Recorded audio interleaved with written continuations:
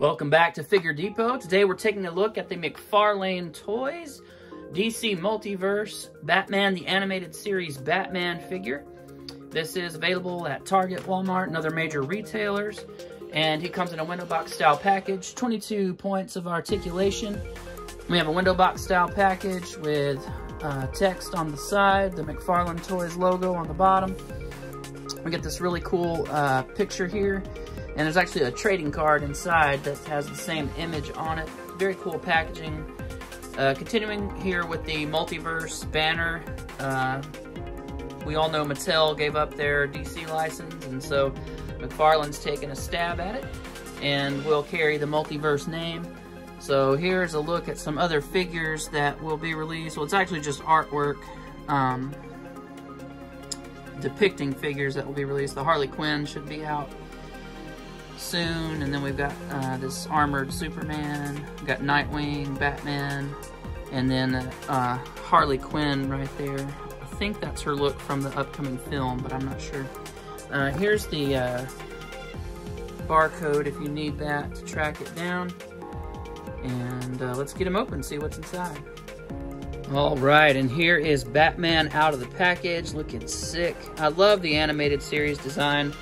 It's one that, of course, if you grew up late 80s, early 90s, I was born in 80, so I was about 12 when Batman, the animated series, hit, and it was just such a cool concept. I really, really loved the design, and at first I didn't like it just because it was black and gray, and I was used to superpowers and how Batman, you know, he was supposed to have a blue cape. What was this black thing going on here?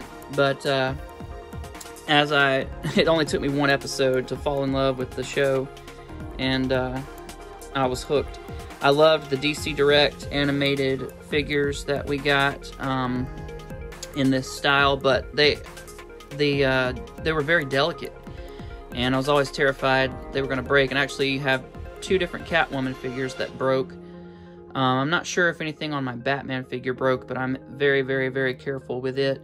But I'm going to compare that one with this one so we can kind of get just an idea. These are 7-inch figures, so they are huge. In terms of the concept, I do feel like the all the legs are just too small.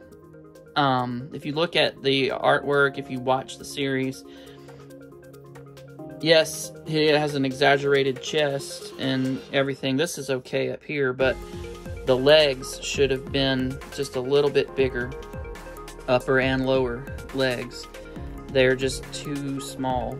Especially as heavy as his upper body is. I feel like over time these joints are going to get a lot looser. But the flexibility, at least fresh out of the package, is really nice and versatile. So we get this bat signal here, which looks awesome. Nice and big and in your face. His belt here and his trunks are one piece, and they just kind of float around.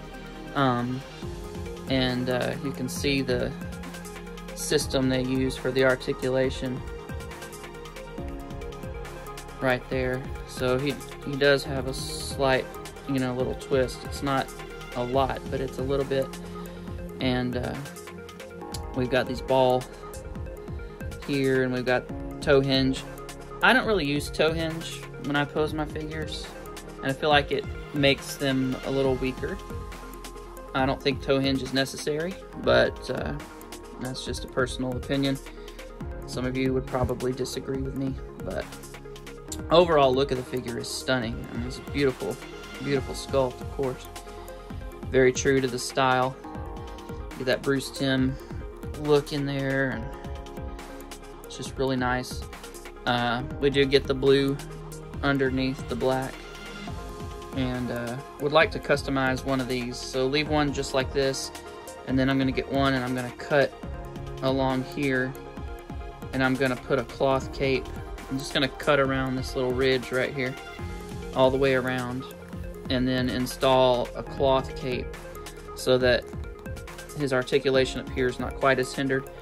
Speaking of articulation, is on a ball peg. He will look up just a hair. He will look down just a hair, and he will swivel. And when he swivels, it's going to cock his head up to the side, back and forth. You'll see that. It's not just a straight side-to-side swivel. The cape, I think, is glued up here. It's loose on the shoulders so that you can move the shoulders around, but it is attached kind of right in this area. So, but he does have butterfly joints up under there. And they rock back and forth. And then we do get a swivel at the bicep to the shoulder.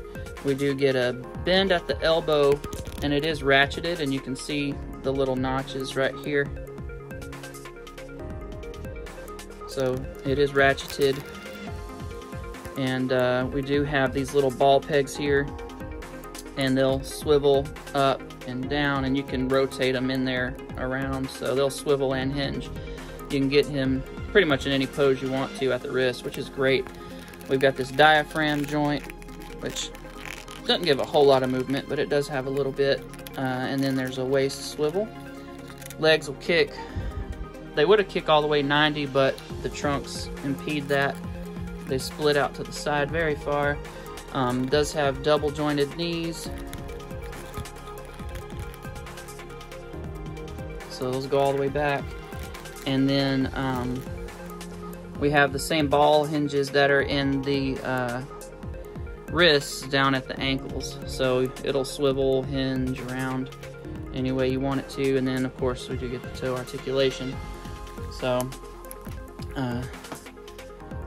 really simple design, which the animated series was, but still very cool. Got the scallops at the bottom of the cape. Just a really great figure as far as aesthetics. Again, my only complaint is these legs need to be a little bigger. Upper and lower legs. Probably, you know, I would go double what that is. And it would still be consistent with the style, but it would give the figure a lot more sturdiness.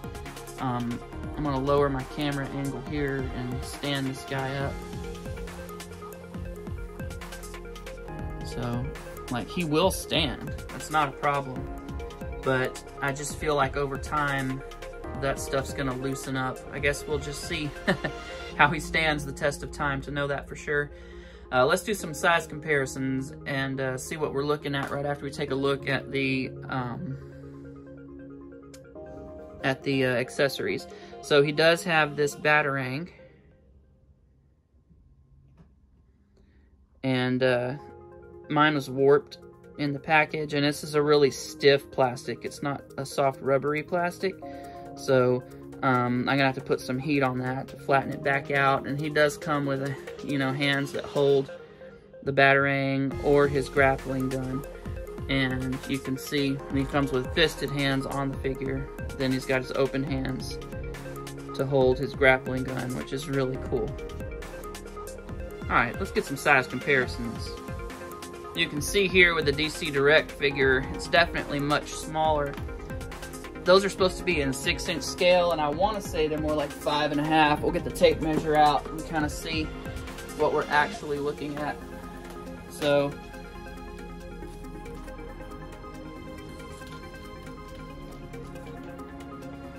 that's actually got him at 6 1/4. This guy is 7 1/2. So 7 1/2 inches for our McFarlane Batman, and then 6 1/4 for the old DC Direct. So definitely a big disparity in size. But yeah, like stylistically, you can see they're very similar. We've got the exaggerated chest with the small waist, big arms, and then smaller legs. But you can see on the DC Direct, like, his legs are still fairly proportionate compared to the, his upper body. You can tell it's a little bit more exaggerated, but there's still some beefiness to the legs. His legs are essentially the same size as his, but look how much bigger his upper body is. So really, definitely they needed to make his calves bigger, and they needed to make his thighs much bigger. in order for this to be consistent with that, the actual artwork from the animated series. But, you know, still a cool looking figure, still glad to have it. And I worry about the playability of this long-term breakage at the ankle joints and some other areas, especially with the kind of plastic they used for that. And this feels a little more sturdy. Like moving this stuff around up here, I don't feel like I'm gonna break it. And we do get the addition here of a diaphragm joint, which we did not have on this figure. It's not spectacular in terms of its movement, but you know, it's still okay. Looking here at you know, his head, you know, there's not a whole lot more movement with this one, but it does stay in place better. I feel like when you move this, it wants to snap back into place. So, you know, there's pluses and minuses amongst each of them, and you know, but still, this is a great figure. I feel like McFarlane is gonna, you know, grow over time and give us what we want. He did a live yesterday, a live stream, and was asking for feedback. So y'all check out, I think Entertainment Earth broadcast it, or it may have been from his page, I can't remember. But you can track that down and offer your feedback and comments about the figures. They're really good in terms of their sturdiness in the upper body. Again, I feel like the weakness here in the lower body is only because of the fact that they've made the legs so much smaller. So this is a more balanced proportion, still with the exaggerated style. This is much too small for as heavy as the figure is up top. So anyway, here he is next to a DC Multiverse Batman, and you can see that, you know, he's definitely much bigger. These are in a 6-inch scale, and the actual height on these guys is about 6 3/4, so a little bit bigger than the animated series Batman, but still nowhere near as big as this guy. Now, I'll tell you who I want to see him next to, and that's the NECA Batman, and we'll look at that next. Alright, so here he is next to the NECA Batman, and this Batman is billed at 7 inches, or in the 7-inch scale, I should say, and to the top of his head, he's about 7 1/8 inches, to the top of his ears, he's about 7 1/2. This Batman is 7 1/2 to the tip of his ears, but obviously his ears are much shorter, so that at the top of his head, he's about 7 1/4. So, let me do that again, hold on. Yeah. So, he's about an 1/8 of an inch taller at his head than he is. The shoulders are higher, you can see. So, he's definitely bigger. But, anyway, both classic Batman looks, but of course animated, and this is more of like really what comic / real life. Honestly, it's the detail in this is so gritty, it's almost realistic. Here's my Brightest Day Green Arrow, and he is a very tall figure. He stands really tall above even the rest of my DC figures, and yet he's still shorter than Batman is. You get these in a shot together and kind of get them, you know, not in the same perspective, you know, you can make it work in terms of scaling, but side by side you can definitely see how much bigger he is. Now, a figure I feel that he actually does scale appropriately with is this Flash figure. It's the DC Essentials, and they are huge figures, 7 about 1/8 of an inch to the top of his head. So I feel like Flash should be a little shorter than Batman, and so this actually works really well together. Not bad at all. Now, just to get an idea of kind of how he scales with some Marvel figures, you can see him here next to the Incredible Hulk, and the Hulk's definitely bigger, but he should certainly be taller. This Batman is about 1 inch too tall to be in scale with the Hulk. He should not be this close in height to the Incredible Hulk. And here he is next to Ben Grimm from the Fantastic Four Super Skrull Build-A-Figure Wave by Hasbro. And you can see he's definitely about the same height as Thing, and he should definitely not be as big as Thing. So these really in a class all their own in terms of scale. They don't really fit in with the rest of the figure lines out there.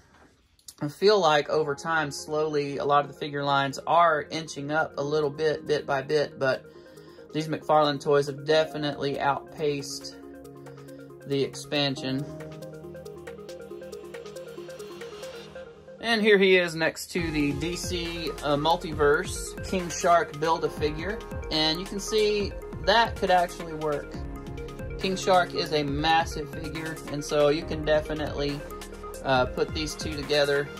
It would be great to get a Man-Bat this size. I don't know if one exists or not. Y'all let me know. I might have just missed it. But, and the werewolf from that Moon of the Wolf episode would be really cool to have one in that scale. And I think that would look sick. But, anywho.